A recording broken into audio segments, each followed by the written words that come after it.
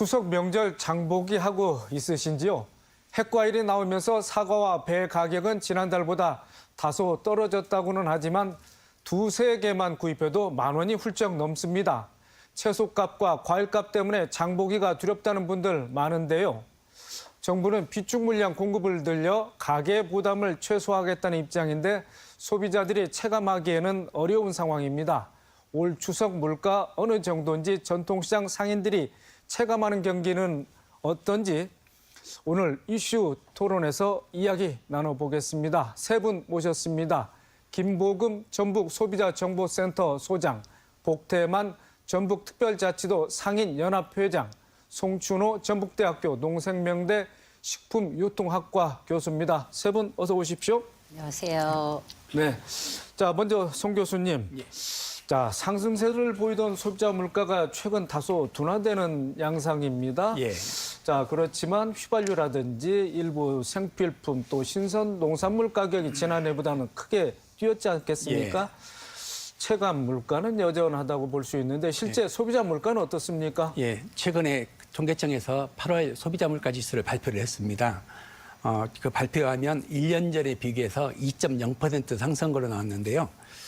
이 부분은 2021년도 3월 달에 1.9%를 기록한 이후에 3년 5개월 만에 가장 낮은 수치입니다. 그런데 지난달에는 폭염에 의해서 특히 과일 상승세가 높았었는데요. 통계적으로는 9.6%가 상승했습니다. 근데 품목별로 들어가 보면 배 같은 경우는 120%가 상승한 부분이고요. 사과 같은 경우는 17%가 상승을 했습니다.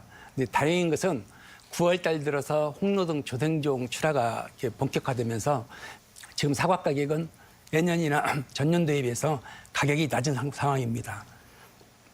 네, 알겠습니다.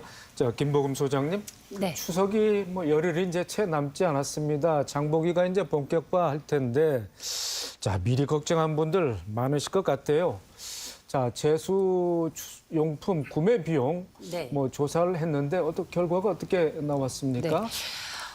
이번에는 저희가 9월 2일 날 그 전주 시내 백화점, 대형마트, 중소형마트, 또 전통시장에서 총 24곳을 대상으로 조사를 했는데요. 추석 일주일 전인 다음 주 이제 9일부터는 이 날씨에 따라서 가격폭이 조금 더 달라질 거라고 보고는 있습니다. 근데 저희가 작년 추석에 폭우로 금사과, 금배추 이런 이야기 들어보셨잖아요. 네. 근데 다행히 송 교수님 말씀대로 좀 약간 낮은 가격으로 이제 조사가 됐습니다. 저희가 제수용품 4인 기준으로 봤을 적에요. 평균 26만 8천 원 정도이고요. 전년 대비해서는 많이 오르지 않은 3.9% 상승이 됐습니다. 오른 품목으로 보면은요, 무, 사과, 그래도 배, 배추, 시금치, 대파 이런 정도이고요. 특히 무 같은 경우는요 45%나 올라 있고 또 배추도 14.9%가 오른 그런 상황이에요. 그래서 저희가 내리 품목으로 보면은 약간 이제 공산품이라고 할 수 있는 밀가루라든지 계란, 쇠고기, 깐독주 이런 부분들, 동태 이런 부분들이 조금 낮은 그런 상황이고요. 특히 이번 조사에서 시금치를 구매할 수 없다. 조사가 안 된다. 이런 이야기도 있고 또 참조기도 판매를 하고 있는 곳이 없다. 이렇게 결론이 나왔습니다. 네. 자, 무, 배추 값이 뛰었고 시금치, 참조기 값도 소비자들이 구매를 할 수 없을 정도로 이렇게 높게 나왔군요. 자, 그런데 또 많이 걱정하시는 게 지난해 많이 올랐던 네네. 과일값 아니겠습니까? 네네. 사과, 배, 좀 전에 우리 송 교수께서도 네. 말씀하셨는데 여타 과일값은 어떻게 나와 있습니까? 네. 사과 저희가 한 개 기준으로 하면 약 300g이에요. 네. 그래서 이제 5개를 구매를 해서 가격 환산을 하게 되는데요. 말씀대로 이제 작년에는 그런 사정이 있었는데 올해는 이제 생산량이 조금 많이 증가했다라고 그렇게 이야기가 되고 있습니다. 그래서 저희가 올해 기준으로 봤을 적에는 약 그냥 5,600원 정도로 계산이 되고 있는데 이것을 저희가 20년 전에 21년, 22년, 23년 해서 통상적인 평년으로 비해서 봤을 적에는 그래도 여전히 오른 가격이다. 이렇게 말씀을 드릴 수가 있고요. 배 같은 경우에는 개당 700g으로 환산을 하고 있는데요. 아직 배는 전문 수확 시기는 좀 아니잖아요. 그러다 보니까 개당 5,400원 정도로 계산이 되고 있는데 작년에 비해서 16.8%가 오른 상황입니다. 말씀대로 이제 사과 배는 그렇다고는 하지만 정부에서 그 20대 이 제수 상품 이 부분을 최대 17만 톤 공급하겠다라고 발표를 네. 했습니다. 해서 다음 주부터는 좀 안정될 거라고 생각이 들고 있고요. 특히 이번 조사하면서 느낀 것은 수산물하고 축산물이 그래도 평균적으로 한 4% 인하가 됐다. 이렇게 말씀드릴 수 있습니다. 네, 알겠습니다. 자, 복태만 회장님. 예. 자, 지난 5월에 소상공인시장진흥공단에서 조사한 경기 동향을 보면은 소상공인 체감 경기가 역대 5월 기록으로는 가장 최저치를 나타냈다고 합니다. 자, 전통시장 또 연합회 상임회장으로서 임기 3년을 다 채우고 오시는데, 자, 회장님께서 실제 체감하시는 소상공인 경기 어떻습니까? 예. 지금 현재 우리 그 전북권에 우리 그 전통시장이랄지 여기에 그 체감 경기가 지금 엄청 안 좋다고 지금 이렇게 볼 수밖에 없습니다. 이유는 지금 금년에 유달리 또 폭염으로 해서 저희 전통시장들이 이런 냉방 시설이 제대로 안 갖춰져 있는 상태로 이렇게 하다 보니까 우리 소비자분들이 이 기피 현상을 이렇게 하면서 거기다가 또 이 폭염의 날씨다 보니까 제대로 그 농산물들이 작황이 제대로 이루어지지를 못해가지고 이 가격이 엄청나게 고공행진을 이렇게 하다 보니까 아무래도 저희 상인들의 지금 사실은 그 매출이 크게 지금 하락이 된 이런 상태입니다. 네, 매출이 하락이 됐다 그러면은 자, 계량화했을 때 어느 정도나 하락이 됐을까요? 네. 또 물론 이제 가게마다 또는 품목마다 좀 차이는 있을 것 같은데 어떻게 보고 계십니까? 예, 전반적으로 이렇게 매출 하락이 된 것은 아니고 품목별로 네. 이렇게 해서 또 여름 되면 성수기 제품이 있고 또 여름 되면 또 하락 제품이 이렇게 있는데 저희가 지금 통괄적으로 이렇게 통계를 내 보면은 100으로 봤을 때 저희가 한 35% 정도는 지금 현재 매출이 하락이 된 걸로 이렇게 조사가 되고 있습니다. 네. 명절 대목이 아직까지는 이제 시작 단계니까 본격화 안 했지만은 좀 더 이제 전통시장에 좀 경기 활력이 좀 넘치길 좀 기대하면서요. 자, 전국적으로 봐도 전북 경기가 좀 떨어지고 심지어 코로나19 때보다도 더 좋지 않다는 그런 얘기가 나오고 있는데 특히 도내 지역의 경기가 이렇게 다른 지역에 비해서 더 체감하기가 더 나쁘다고 보십니까? 예. 우리 전북권은 지금 현재 사실은 참 이런 얘기 하기가 좀 저기 합니다만 사실은 지금 자꾸 고령화 시대로 지금 돌아가고 있습니다. 그래서 젊은 층들이 와서 젊은 창업을 자꾸 해 주셔야 하는데 젊은 창업들은 자꾸 뒤로 이렇게 후퇴가 되는 상태고 그래서 지금 현재 고령화가 이렇게 되다 보니까 우리 전통시장들이 대부분이 운영을 하시는 분들이 청년 창업에 비해서 이 고령화 나이 드신 분들이 많이 이런 그 장사를 영업을 하고 계시기 때문에 아무래도 경쟁력에서 좀 뒤지는 건 사실입니다. 뒤지는 건 사실이고 사실은 또 우리 그 전북권이 다른 타 도에 비해서 조금 재정 자립도가 조금 낮은 상태입니다. 이러다 보니까 모든 것이 경쟁력이 좀 뒤떨어지는 거. 이래서 많이 그런 것이 굉장히 안타깝고요. 사실은 지금 경기도 쪽이나 서울 쪽이나 이런 충청 일부권에서는 지금 현재 온라인 사업을 많이 하고 있습니다. 판매를. 그래서 지금은 우리 중소벤처기업부나 소상공인진흥공단에서 그 교육을 많이 시키고 있는데 우리 전북권의 우리 사실은 상인들은 좀 그 나이가 연로하시다 보니까 거기에 따라가지를 못합니다. 네. 네, 그런 것이 굉장히 좀 안타깝다. 이런 말씀을 좀 드리고 싶습니다. 네, 알겠고요. 자, 김보금 소장님, 우리가 소비자 물가에 대해서 얘기를 하고 있으니까 소비자 물가에 민감한 품목이 따로 네. 있는지, 네. 그러니까 뭐 이것의 가격이 오르면 소비자들이 아, 물가가 뛰었구나 이렇게 느끼는 네. 품목 어떻게 네. 보고 계십니까?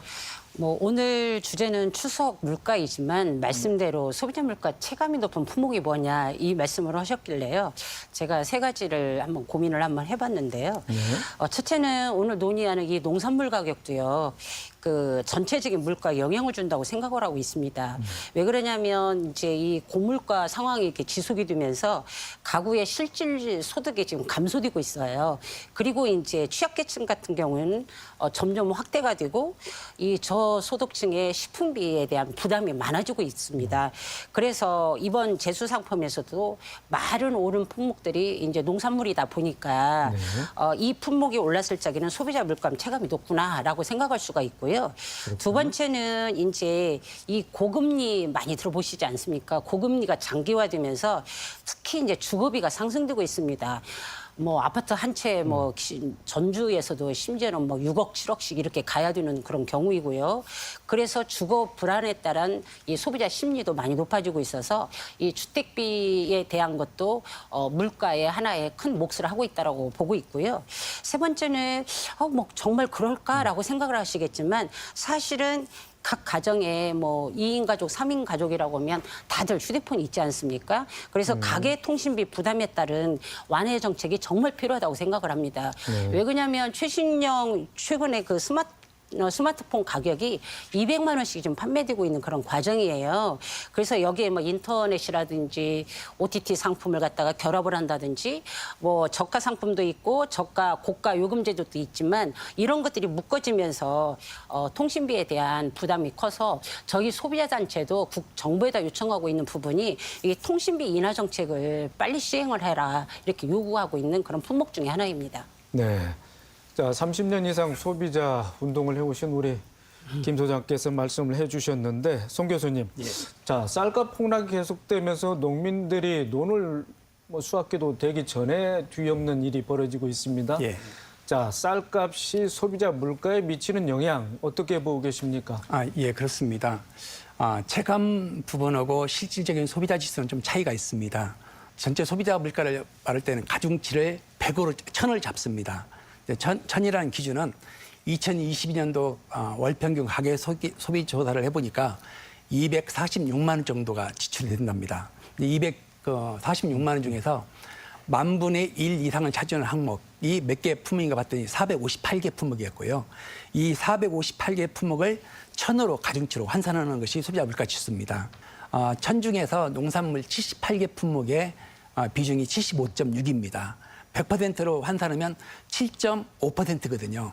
그러면 쌀은 과연 소비자 물가 지수에서 얼마 정도 반영되냐? 1000의 숫자 중에서 4.2밖에 안 됩니다. 실제로 많이 되는 것은 아까 휴대전화비 같은 경우는 약 29.8%가 되겠고요. 그다음에 우리가 커피 같은 경우가 8.8, 치킨 같은 경우가 8.6입니다. 약 우리 쌀값에 비해서 2배 정도 높거든요. 근데 실제적으로 전체 농축산물이 물가에 대한 비중은 사실 크진 않아요. 크진 않은데 심리적으로는 굉장히 크게 느낍니다. 그 원인이 왜 이렇게 소비자들이 실제적인 비중이 크지 않은데 쉽게 와닿냐 하는 부분은 자주 구매하는 항목들입니다. 그렇죠. 그다음에 농산물 가격에 대해서는 산지 가격부터 해가지고 가격이 공개가 빨리 됩니다. 산지 가격은 이렇게 가격이 많이 올랐네 그러면 소비자들이 자기가 구매하지 않으면서도 가격이 이렇게 많이 올랐네 자기가 구매하지 않으면서 심지어 느끼는 부분들 이 두 가지가 자주 구매하면서 그다음에 가격 정보가 일반 공산품에 대해서는 사실 원가 같은 게 일반 소비자도 모르거든요. 근데 농산물 부분은 하도 뉴스가 많이 되다 보니까 생산비가 얼마인데 소비자들은 왜 이렇게 비싸? 하는 부분 쪽에서 굉장히 심리적인 압박감 부분으로 와닿는 부분이 있는 것 같습니다. 네. 김 소장님, 자, 정부가 성수품 공급을 역대 최대 규모로 확대하고 또 할인 지원을 이제 강화하고 있지 않겠습니까? 네. 전통시장 또 대형마트에서도 할인 지원 사업이 진행되고 있는데, 자, 농축산물 할인 지원 사업. 자, 어느 정도 실효성이 있을 것으로 전망하고 계십니까? 제가 작년에 이 같은 비슷한 내용으로 여기서 방송했던 걸로 기억이 나는데요. 방송 끝나고 전통시장 상인들께서 네. 그거 대형마트 중심이지 전통시장에는 도움이 안 됐었다라고 이렇게 항의했던 그런 전화를 받았었는데요. 네. 그래서 저희가 오늘 그 방송하기 전에 좀 몇 군데 다시 한번 확인을 한번 해봤어요. 해봤는데 어떤 그 전통시장 같은 경우에는 할인 행사를 이미 8월에 다 했기 때문에 이것은 9월 12, 13, 14, 3일 동안에 예를 들어서 5만 원씩 그 온라인 상품권을 온누리 상품권을 구매하면 5천 원을 환불을 해준다든지 10만 원 구입 시 1만 원 온누리 상품권을 지급한다든지 이렇게 이야기하시는 것도 있고요. 어느 전통시장은 과일류라든지 수산물 업소가 20개 이상 돼야만이 업소가 20개 이상 돼야만이 요거에 대한 해당되는 곳인데 우리는 17개밖에 안 돼서 이거 못하고 있다. 이렇게 말씀하시는 것도 있고요. 대형마트를 이제 확인을 한번 해봤더니요. 대형마트 같은 경우에는 제수 상품 구입할 때 카드 이 프로모션을 하고 있는데요. 예를 들어서 뭐 그 카드를 사용했을 적에는 20에서 30% 할인 행사를 하고 있고요. 지정된 카드죠. 그러니까 그런데 가면 나 저 카드를 다시 저것 때문에 발급받아야 되는 건가? 뭐 이런 고민이 생기는 경우인데요. 또한 그 뭐 제주 뭐 은갈치 같은 경우에는 해양수산부 이 쿠폰 할인 행사가 있어서 최대 20에서 40%까지 실적으로 행하고 있는 것도 저희가 확인을 해봤습니다. 그래서 이제 소비자들께서는 이 정부 할인 지원 또는 마트 또는 자체 할인, 전통시장이 온누리 상품권, 환급 이것들 이렇듯이 좀 다양해요. 또 지점별로도 다르고요. 그래서 이런 것들을 갖다가 좀 유통업체별로 확인을 해보시고 이용을 하시는 게 훨씬 더 효율적이다. 전체적으로 똑같이 하는 건 아닙니다. 이렇게 말씀드리고요. 그렇게 해야만이 추석 제수용품 상품을 구매를 하시는데 비용을 좀 줄일 수 있지 않을까 이렇게 생각이 듭니다. 네. 자, 복태만 회장님도 이에 대해서 좀 한 말씀 하셔야 되겠는데 정부와 지자체가 뭐 여러 가지 대책을 뭐 내놓고는 있습니다만은 자, 투입 효과가 나타나면 좋겠습니다만은 자, 상인들이 느끼는 체감 좀 다릅니까? 어떻습니까? 예. 지금 아까 김보금 소장님께서 아까 그 할인 행사 네. 거기에 말씀을 드렸는데요. 사실은 그게 저희가 지금 그 수산대전, 그다음에 농축산대전, 그다음에 농산물대전 이렇게 세 가지로 이렇게 나눠 가지고 그것을 주기적으로 지금 이렇게 행사를 하고 있습니다. 지금 수산대전 같은 경우에 보통 저희 전북권으로 내려오는 것이 좀 그 수요가 많으면 좋은데 사실은 저희 그 한 80개 전통시장 중에서 이렇게 한 해당 한 5개 정도 이렇게 내려옵니다. 그렇게 이제 배정이 돼가지고 이렇게 오는데요. 이제 그게 뭐 한 생선을 예를 들어서 한 5만 원을 사면은 거기에서 뭐 한 15,000원을 온누리 상품권으로 환급을 다시 내주는 이런 걸로 해서 그게 굉장히 사실은 효과가 많았었습니다. 네. 상인들한테 정말로 그게 했었고 그래서 이번에도 지금 5군데가 이제 하고 있는데요. 뭐 이제 대표적인 시장이 뭐 해변가 나가면 군산 수산물센터, 그다음에 군산 공설시장, 이렇게 또 그다음에 여기 전주의 신중앙시장, 이런 등등 5군데에서 지금 현재 이렇게 실시를 하고 있고요. 그다음에 그 농축산 대전은 이번 추석에 지금 전국에 6군데가 배정이 됐습니다. 네. 해서 지금 많이 하는데 그게 사실은 효과를 봅니다. 효과를 보고 많이들 그 상인들이 먼저 알고 이렇게 저기를 하는데 그게 그 문제가 뭐냐면은 그때 할 때뿐 또 하고 이제 끝나면은 다시 원위치로 돌아가 버리는 거. 이런 것이 지속적으로 그것이 홍보가 돼서 이렇게 좀 지속적으로 돼야 하는데 그게 딱 그 행사할 때만 딱 하고 그다음에 돌았으면은 다시 원위치가 돼 버리는 거. 이제 이런 것들이 굉장히 안타깝죠. 네, 그래서 뭐 지속 가능한 전통시장 활성화를 위해서 자, 소비자들에게 편의를 제공하는 서비스를 많이 도입했습니다. 자, 자구책으로 삼을 수 있는 어떤 방법들이 있습니까? 예. 지금 사실은 이제 저희 전통시장들의 앞으로 이 서비스 면에서 고객들 편리에 중점으로 그 사업을 해보자 해서 사실은 우리 전통시장에 이렇게 오셔보면은 장보기 도우미가 있습니다.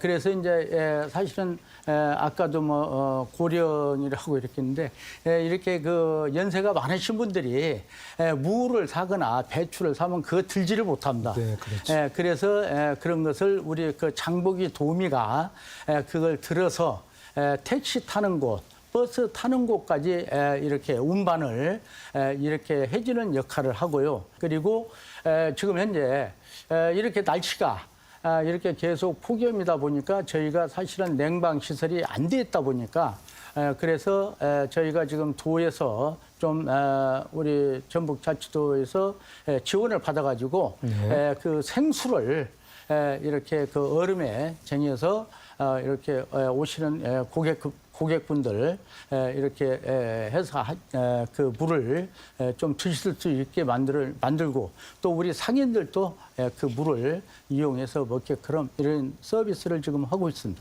네, 알겠습니다.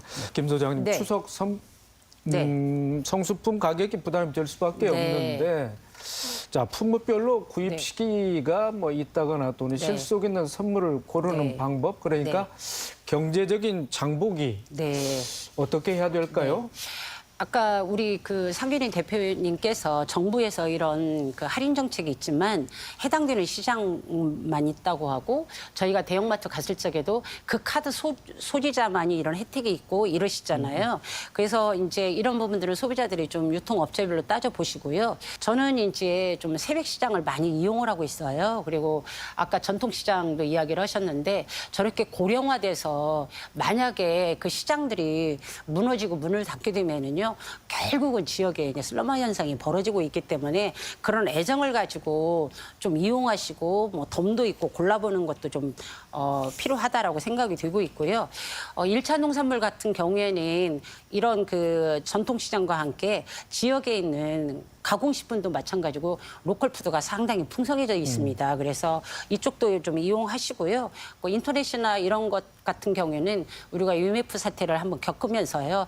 그래도 지역에 있는 사회적 경제 그 사회적 기업이라든지 아니면 협동조합이라든지 이런 제품들을 좀 눈여겨보시면 어떨까 싶고요. 원산지 표시도 좀 확인을 하시고요.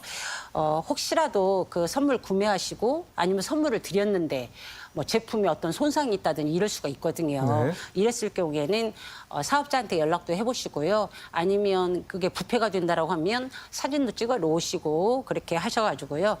저희 단체에다가 그 국번 없이 137이라든지 282-9898로 접수를 하시면 저희가 도와드릴 건데요. 여하튼 이렇게 좀 다양하게 방법들이 있으니까요. 발품을 팔으시면 어떨까 이런 생각이 네. 듭니다. 자, 복 회장님. 자, 판매 촉진을 위해서는 또 전통시장에서도 온라인 판매를 확대해야 될 텐데요. 현재 어느 정도 추진되고 있습니까? 예. 저희 지금 그 디지털 사업이라고 해가지고요. 중소벤처기업부에서 거기에 그 많은 지원을 하고 있습니다. 보통 뭐 여기서 뭐 금액은 밝히지 않겠는데 많은 지원을 해서 한 1년간 교육을 쭉 시키고 이렇게 해서 그 교육이 디지털 사업이 제대로 이루어졌을 때는 연계를 시켜서 이렇게 상업은 이제 그 한마디로 그 제품을 이렇게 소비를 할 수 있게끔 이런 사업도 지금 현재 하고 있습니다. 그래서 지금 타 지역을 보면 특히 뭐 서울, 경기도, 충청권, 그다음에 뭐 전남 일부권 이런 데서는 지금 디지털 사업을 많이 하고 있습니다. 지금 저희가 며칠 전에 광주에서 저희가 2025년도 우리 전통시장 사업 설명회를 했었거든요. 그래서 이제 거기 가면은 이제 거기에 그 내년에 할 사업들이 쫙 나옵니다. 거기에 이제 저희가 디지털 사업의 중점 사업으로 저기를 하는데요. 사실은 저희 전북은 참 안타깝게도 지금 현재 디지털 사업을 신청한 시장이 하나도 없습니다. 이것이 왜 이런 원인이 이게 뭘까 하고 분석을 해본 결과 사실은 전부 다 좀 그 우리 지금 현재 장사를 하고 계시는 상인분들께서 전부 다 나이가 연로하시다 보니까 지금도 사실은 그 스마트폰보다도 휴대폰을 갖고 다니신 분들이 많거든요. 이러다 보니까 이게 사실은 그 컴퓨터를 할 수 있는 이 능력이 못 되다 보니까 자꾸 기피 현상을 이렇게 하다 보니까 참 안타깝지만 저희가 그 지금 현재 전북권에서는 지금 디지털 사업을 한 군데도 하는 데가 없습니다. 네, 그렇군요. 자, 송 교수님. 자, 전통시장은 명절 대목이 한철 아니겠습니까? 예. 그렇지만 뭐 명절 특수가 사라졌다 해도 과언이 아닙니다. 네. 자, 전통시장 활성화를 위한 아이디어 어떻게 말씀해 주실 수 있겠습니까? 지금 전통시장에 대해서는 2004년도에 전통시장 및 상정과 육성을 위한 특별법이 제정된 이후로 집중적인 투자가 이루어지고 있습니다. 그런데 이 활성화 방안 중에 거의 대부분의 전통시장에 시장에 아케이트가 설치가 됐거든요. 근데 상당히 이게 천편일률적으로 이렇게 들어가다 보니까 오히려 일부 시장에서는 여름에는 더 덥고 겨울에는 더 춥다. 그다음에 이 시설을 함으로써 전통시장에도 보면 그 점포의 소유주하고 운영자들의 차이가 좀 있습니다. 임차인들이 많거든요. 근데 건물주 입장에서 볼 때는 오히려 시설 개선했으니까 임대료를 올리고 임차인 입장에서 보면 장사가 안 되니까 오히려 손해보는 부분이 나타났거든요.